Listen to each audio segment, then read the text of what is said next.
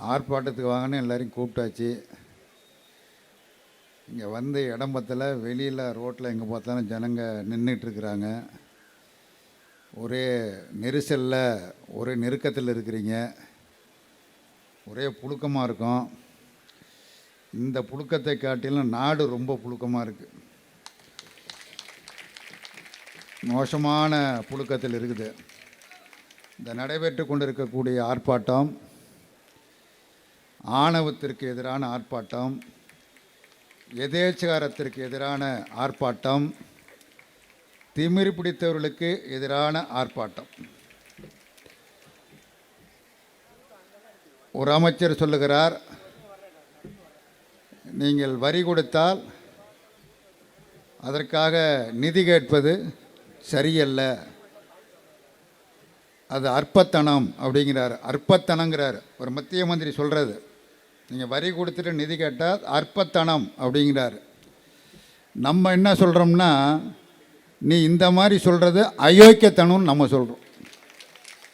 அது அற்பத்தனம்னா நீ சொல்கிறது அயோக்கியத்தனம் அப்படிங்கிறோம். அப்புறம் கல்வி மந்திரி, அவருக்காக தான் இந்த ஸ்பெஷல் ஏற்பாடு, இந்த கூட்டம். உண்மையிலே இந்த மாதிரி இந்த கல்வி மந்திரி மாதிரி ஆட்களுக்கெல்லாம் அவர் பேர் தர்மேந்திரா. பேரில் தர்மம் இருக்கும். 2 கண்ணு இல்லாதவனுக்கு அம்மா செந்தாமரக்கண்ணுன்னு பேர் வச்சுருப்பாங்க. அந்த மாதிரி இருக்க பேர் தர்மேந்திரா. எந்த தர்மமும் கிடையாது. அவர் சொல்கிறார், தமிழ்நாட்டிற்கு 2152 கோடி ரூபாய் நிதி கொடுக்க வேண்டும் என்பது எனக்கு தெரியும், ஆனால் கொடுக்க முடியாது. ஏன்னா நீ இந்தியை ஏற்கலை, நாங்கள் கொண்டு வந்திருக்கிற ஒரு அயோக்கியத்தனமான தேசிய கல்விக் கொள்கையை நீங்கள் தமிழ்நாட்டில் ஏற்கலை, ஆகவே உங்களுக்கு நிதி கொடுக்க முடியாது அப்படிங்கிறார். தமிழ்நாட்டு மக்கள் என்ன கேட்குறான்னா, அந்த தர்மேந்திரா பார்த்து, ஏன்டா இது ஒப்பம் விட்டு பணமாலான்னு கேட்குறாங்க. வேற ஒன்றும் கேட்கல. இது ஒப்பம் விட்டு பணமா? அரசு பணம், எங்களுக்கு வர வேண்டிய பணம். நம்ம கல்வி அமைச்சர் அறிக்கை கொடுத்துருக்காரு, முதலமைச்சர் அறிக்கையெல்லாம் கொடுத்துருக்குறாங்க. எங்களுடைய உரிமையை தான் கேட்குறமே தவிர உன்கிட்ட யாசம்லாம் கேட்கல, பணத்தை கொடுப்பா அப்படின்னா கொடுக்க முடியாது அப்படிங்கிறாரு. இப்படி கொடுக்க முடியாதுன்னு சொல்கிறது மட்டுமல்ல, சட்டத்தில் இடம் இல்லைங்கிறாரு. அதுதான் பைத்தியகரத்தனமாக இருக்குது. எந்த அரசியலமைப்பு சட்டத்தில் மும்மொழியை ஏற்காத மாநிலங்களுக்கு நிதி கொடுக்கக்கூடாது என்று எந்த அரசியலமைப்பு சட்டத்தில் இருக்குதுன்னு தெரியல. ஒன்று சட்டத்தை ஒழுங்காக படிச்சுட்டாது பேசணும்.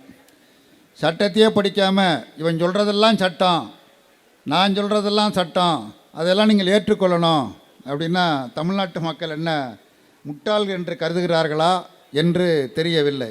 ஏற்கனவே பேசினவங்களாம் சொன்னாங்க, 1965ஆம் ஆண்டு பாரதிய ஜனதா கட்சிக்கு தெரியாது, மோடிக்கு தெரியாது, தர்மேந்திராவுக்கு தெரியாது, அந்த கட்சிக்கே தெரியாது, அந்த அமைச்சர்களுக்கு தெரியாது 1965ஆம் ஆண்டு என்ன நடைபெற்றது என்பது தெரியாது. அன்றைக்கு இந்தி வலுக்கட்டாயமாக திணிக்கப்பட்டது. நாடு பூரா காங்கிரஸ் ஆண்ட காலம் அது. தமிழ்நாட்டிலும் அப்பொழுது காங்கிரஸ் கட்சி தான் ஆட்சி இருந்தது. மரியாதைக்குரிய பக்தவச்சலம் அவர்கள் முதலமைச்சராக இருந்தார்கள்.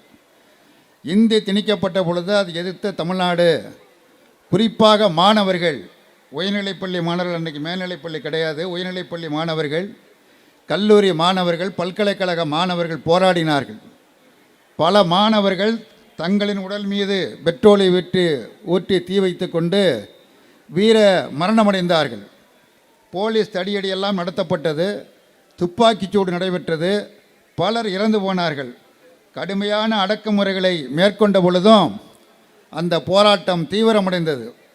இன்றைக்கி உதாரணமாக ரயில் நிலையத்தில் பார்த்திங்கன்னா, மேலே சென்னைன்னு சென்னை எழும்பூர் அப்படின்னு தமிழில் எழுதியிருக்கோம், மேலே இருக்கும்.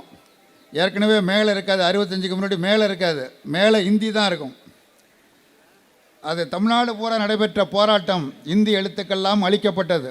அஞ்சல் நிலையங்களில், ரயில் நிலையங்களில் எல்லாம் அழிக்கப்பட்டு சில மாதங்கள், சில மணி நேரம் அல்ல, சில நாட்கள் அல்ல, சில மாதங்கள் தமிழ்நாடு ஸ்தம்பித்து செயல்பட முடியாத ஒரு நிலைமை ஏற்பட்டது. ஸ்தம்பித்து போனது. முன்னோர்களுக்கு இவையெல்லாம் நன்றாக தெரியும். அன்றைக்கு ஒன்றியத்தில் பிரதமராக இருந்த ஜவஹர்லால் நேரு அவர்கள் ஒரு ஜனநாயகத்தில் நம்பிக்கை உடையவர் என்கிற முறையில் தமிழ்நாட்டு மக்களுடைய மாணவருடைய போராட்டத்திற்கு மதிப்பளித்து, அவருடைய உணர்வுகளுக்கு மதிப்பளித்து, இந்தி பேசாத மாநிலங்களில் விரும்புகிற வரையில் இந்தி திணிக்கப்பட மாட்டாது என்கிற உறுதிமொழி அளித்தார். அதற்கு பிறகுதான் அந்த போராட்டம் நின்றது. இதுதான் வரலாறு. இன்றைக்கு ஒன்றியத்தில் இருக்கக்கூடிய பிரதமர் மோடி ஆகட்டும் அல்லது அவருடைய சகாக்களாகட்டும், அவர் பிரதமர்லாம் கிடையாது, அவர் மா மன்னர். நரேந்திர மோடி நாட்டினுடைய மா மன்னர். அவர் அவங்க மந்திரியெல்லாம் எல்லோரும் மன்னர்களை தான் நினச்சிக்கிட்டு இருக்கிறாங்க. மன்னர்கள் போல தான் பேசிக்கொண்டு இருக்கிறார்கள். ஜனநாயகத்திற்கு புறம்பான முறையில் பேசிக்கொண்டு இருக்கிறார்கள். மன்னர்கள் போல ஒரு எதேச்சகரமாக சர்வதிகாரமாக பாசிசத்தன்மையோடு பேசிக்கொண்டு இருக்கிறார்கள். அதை எதிர்த்துத்தான் இன்றைக்கு இந்த மாபெரும் ஆர்ப்பாட்டம் இங்கே நடைபெற்று கொண்டு இருக்கிறது. பல்லாயிரக்கணக்கான மக்கள் இங்கே கலந்து கொண்டிருக்கிறார்கள். தாய்மார்களும் பெரியவர்களும் இளைஞர்களும் கலந்து கொண்டிருக்கிறார்கள். நேற்றையிலிருந்து தமிழ்நாடு முழுவதும் மாணவர்கள் ஆங்காங்கே போராட்டங்களை நடத்தி கொண்டிருக்கிறார்கள். கல்லூரிகளில் உயர்நிலைப் பள்ளிகளிலே வேலை நிறுத்தம் செய்து அந்த போராட்டம் நடைபெற்று கொண்டு இருக்கிறது என்பதை நாம் கவனத்தில் கொள்ள வேண்டும். இங்கே அண்ணாமலையை பற்றி சொன்னாங்க. அவர் சொல்கிறாரு, இருமொழி கொள்கை என்பது காலாவதியாகிவிட்டது என்று அவர் சொல்லுகிறார். அவரை பற்றி உங்களுக்கு தெரியும். ஏற்கனவே கொஞ்ச நாளைக்கு முன்னாடி அவர் வீட்டு வாசலில் நின்று சாட்டையால் அவர் அடிச்சுக்கிட்டார். அவர் சாட்டையால் அடிச்சுக்கிட்ட உள்ளது காலில் சலங்கையும் கட்டிக்கிட்டு ஒரு துண்டை விரிச்சிருந்தானே நல்ல நிதி வசூலாவது நடந்திருக்கும், பணம் வசூலாவது நடந்திருக்குதும். அவர் சொல்கிறார், இருமொழி கொள்கை காலாவதி ஆகிவிட்டது. அண்ணாமலை அவர்களே, நீங்கள் காலாவதி ஆகிவிட்டீர்கள். அதான் உண்மை. தமிழ்நாட்டில் அண்ணாமலையை தவிர்த்து, பாரதிய ஜனதா கட்சியை தவிர்த்து மற்ற அத்தனை அரசியல் கட்சிகளும், இங்கே இருக்கிற கட்சிகள் மட்டுமல்ல, மற்ற கட்சிகள் அத்தனை கட்சிகளும் இந்த இந்தி திணிப்பை ஏற்க மாட்டோம், தேசிய கல்விக் கொள்கையை ஏற்க மாட்டோம் என்று எல்லோரும் அறிக்கை வெளியிட்டிருக்கிறார்கள், கண்டனத்தை தெரிவித்திருக்கிறார்கள். ஒட்டுமொத்தமாக தமிழ்நாடு ஒன்றிய அமைச்சருடைய அடாவடித்தனமான பேச்சிற்கு தனது கண்டனத்தை பதிவு செய்திருக்கிறது. இன்றைக்கு அறிவிக்கப்பட்டிருக்கிற போராட்டம், ஆர்ப்பாட்டம் என்பது முதற்கட்ட ஆர்ப்பாட்டம் என்றுதான் அறிவிக்கப்பட்டிருக்கிறது என்பதை நாம் எல்லோரும் கவனத்தில் கொள்ள வேண்டும். ஆகவே ஒன்றிய அமைச்சர் இப்படி சொல்லியதற்காக நாட்டு மக்களிடம், தமிழ்நாட்டு மக்களிடம் பகிரங்கமாக அவர் மன்னிப்பு கேட்க வேண்டும். இந்த தேசிய கல்விக் கொள்கை என்கிற பெயரால் 3ஆம் வகுப்பில் ஒரு தேர்வு, 5ஆம் வகுப்பு ஒரு தேர்வு, 8ஆம் வகுப்பில் ஒரு தேர்வு, அப்புறம் 10ஆம் வகுப்பில் ஒரு தேர்வு, அப்புறம் 12ஆம் வகுப்பில் ஒரு தேர்வு, அப்புறம் 12ஆம் வகுப்பில் பாஸ் பண்ணாலும் பிறகு ஒரு பொது தேர்வு என்ற அந்த தேசிய கல்விக் கொள்கையை தமிழ்நாட்டு மக்கள், தமிழ்நாடு அரசாங்கம் நிராகரிக்கிறது. அதை ஏற்க முடியாது. அதனுடைய நோக்கம் என்னவென்று சொன்னால், தமிழ்நாட்டில் இருக்கக்கூடிய மாணவர்கள் கல்வியை தொடரக்கூடாது என்பதுதான். இங்கே கல்வி அமைச்சர் இருக்கிறார். 8ஆம் வகுப்பு வரை தேர்வு உண்டு, ஆனால் பாஸ் ஃபெயில் என்பது கிடையாது. தமிழ்நாட்டில் 8ஆம் வகுப்பு வரை தேர்வு உண்டு. காலாண்டு தேர்வு, அரையாண்டு தேர்வு, முழு ஆண்டு தேர்வு உண்டு. ஆனால் பாஸ் ஃபெயில் என்பது கிடையாது.